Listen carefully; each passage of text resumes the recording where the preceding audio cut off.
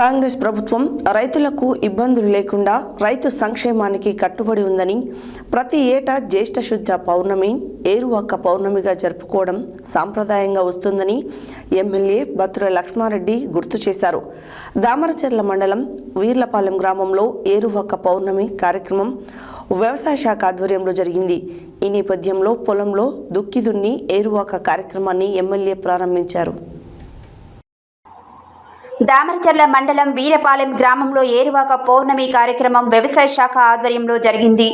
నేపథ్యంలో పొలంలో దుక్కు దున్ని ఏరువాక కార్యక్రమాన్ని ఎమ్మెల్యే బత్తుల లక్ష్మారెడ్డి ప్రారంభించారు. ఈ సందర్భంగా ఆయన మాట్లాడుతూ, కర్షకుల పండుగ ఏరువాక పౌర్ణమి అని, ప్రకృతిని భూమిని గౌరవించడం దీని ముఖ్య ఉద్దేశమన్నారు. వర్ష ఋతువు ఆరంభంలో తొలకరి చినుకు కోసం రైతులు వ్యవసాయ పనులు ప్రారంభించడానికి ముందు భూమి పూజ చేస్తారని, నాగలి, ఎద్దులు, ఇతర సేద్యానికి సంబంధించిన పనిముట్లను పూజిస్తారని తెలిపారు.